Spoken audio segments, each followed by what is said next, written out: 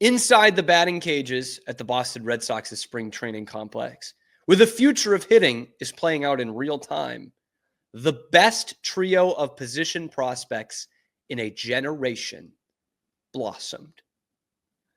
Here we go. Get ready for the hype train if you haven't already. This is a prospect pool so good that they were nicknamed the Big Three until one of them was traded and they brought in an even more ready major leaguer. Okay, the Big Three was Roman Anthony, Marcelo Mayer, and Kyle Teal. They trade Teal for Garrett Crochet, and Kristian Campbell slots right in there with the Big Three as the guy who's probably going to make the major leagues the first out of all three of them. It is the best prospect pool they've had in a long time in terms of these guys who are coming up at the same time, right? Because there was all kinds of hype for Bogarts, Bradley, and Betts and Benintendi, but those guys come up over a 4-season span, right? Like Bogarts comes in the 13 in the summer and is big in the World Series. Bradley's 14, Betts is the middle of 14, Benintendi is the middle of 16. So this is happening over a span of 4 years. These three guys, there's a world where all three of these guys are playing some time with the Boston Red Sox this year. And the buzz, still with a ways to go here, a month to go, the buzz is that Kristian Campbell will probably make the opening day roster. They love him that much. And I have not been excited about this kind of talent pool for the Red Sox in almost a decade here. And you want to talk about the way the Patriots have dropped from the model franchise to one of the worst in the league. How about the Red Sox farm system from a couple of years ago being bare bones after the Dave Dombrowski thing? You knew that's what you were getting into. You got a World Series out of it. Like, that's how it works with Dave Dombrowski. And now you've built it back up. You have the number one farm system in baseball. Thank you, Chaim Bloom, by the way, because these are all Chaim Bloom guys. And each of their stories is pretty incredible in terms of how the Red Sox got them. Marcelo Mayer picked 4th, I want to say that was, in 2021. Remember, it was the two Vanderbilt pitchers, Kumar Rocker and Jack Leiter.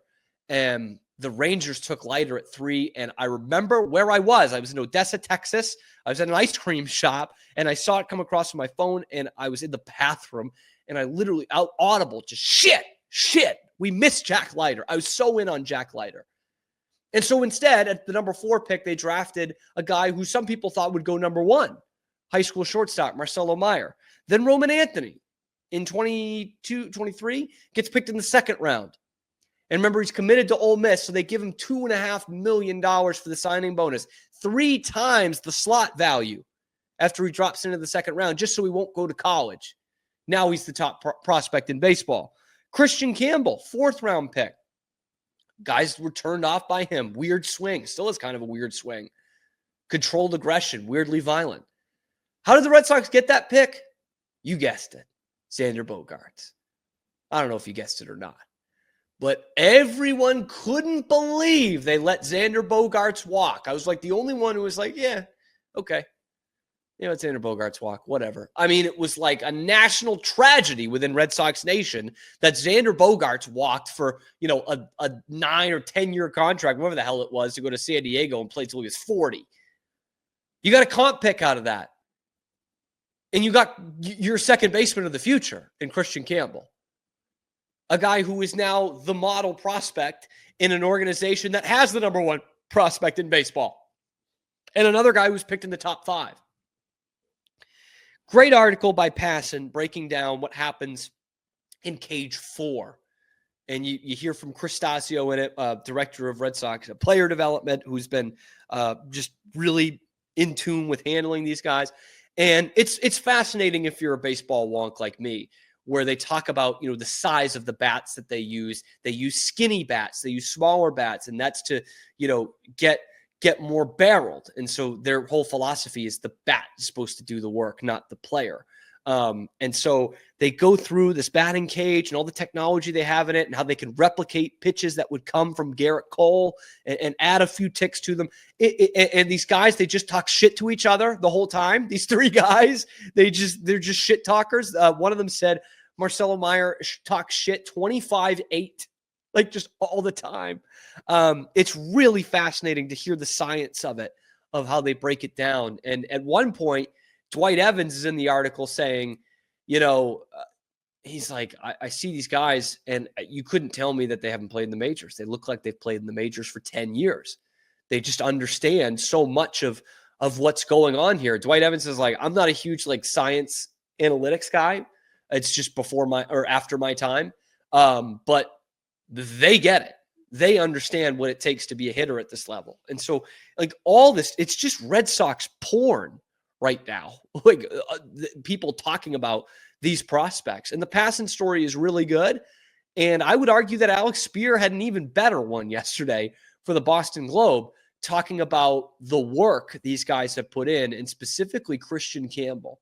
Okay, it's a great story where the Red Sox offer this every offseason.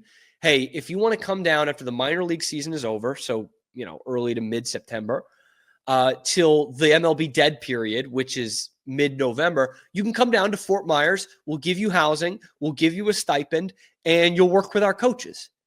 And we'll work with you every day. We'll make you better. And they said 2 years ago that it was pulling teeth to get guys down there. They couldn't get guys to give up their quote-unquote off-season to come down there and work out. But Kristian Campbell did. And he was there the whole time and then went back early for spring training. And his peers, his teammates, saw how improved he was last year, that this year, this offseason, they had to cap it at 50 players because everyone wanted to go down and they wanted to make sure everyone had the right coaching, the right one-on-one coaching. It's fascinating, the work that these kids have put in, that they're not just coasting on, I'm Roman Anthony, $2.5 million signing bonus. Marcelo Mayer picked in the top 5. Kristian Campbell, I hit 380 in college in the ACC. They're not coasting on that. And you have a guy in Kristian Campbell who does have a weird swing, but guess what? It produces all get out, okay? Because the numbers that impress these guys so much that everyone wanted to go down to Fort Myers and give up their quote-unquote offseason. I'll just read this. This is incredible. Kristian Campbell's season last year that we got to kind of follow in real time. When last winter's offseason sessions ended, the Red Sox were hopeful that it would translate into a breakout season for Campbell. Even they could not have predicted what transpired in the ensuing months. Campbell said he came into 2024 hoping to hit 5 home runs, one more than his lone college season. He started the season, and this is, again, a 4th-round pick. So nobody's expecting him to break out full year 1 in the majors. Nobody, okay? He started the season in high A and hit his 5th home run on May 9th.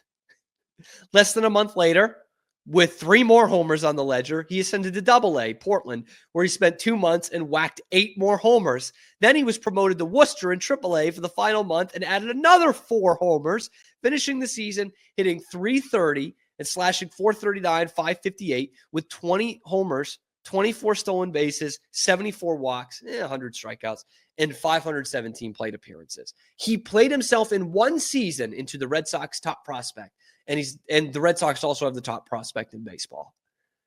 And they're 2 different people. The one who has played 1 year of full minor league ball is probably going to make the opening day major league roster if you don't ask Tristan Casas. And they also have the number 1 prospect in baseball, and that doesn't include the top 5 pick. And some of the guys at the lower levels that they still really like. Tip of the cap to Chaim Bloom. I don't know if Craig Breslow can do this.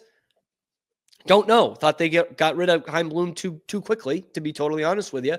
And the fruits of Chaim Bloom's labor are about to blossom into full spring in the Red Sox season. I talked about it the other day, looking at their projected lineup, which does not have any of these 3 guys. And I love it. I love the structure of their lineup. It shouldn't be giving me this vibe, but I'm getting a 2016 vibe. It shouldn't, because they're not the same at all. 2016, you were coming off a last place season. You had some real boppers already in that lineup. And the Red Sox have some good hitters in there, but not the way they had, Ortiz and top of his game, Hanley Ramirez and Mookie Betts as winning the MVP. Not that, right? But in that 16 season, we saw the full blossoming of Mookie Betts. We saw a great Xander Bogaerts half season. We saw a great 2 months from Bradley. We saw Benintendi come up and knock the cover off the ball.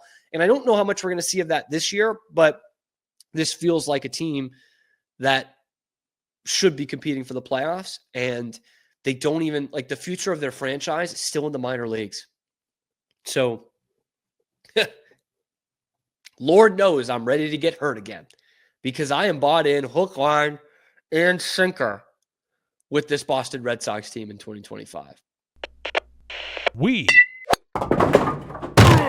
are Rogue Media Sports. Hey, thanks for stopping by. And if you like this video, be sure to give us a like and subscribe. It really helps out the channel a ton. You can follow me on Twitter here for some more outrageous Boston sports takes coming to you every weekday at noon Eastern time. And then after that, wherever you get your podcasts. We are Rogue Media Sports.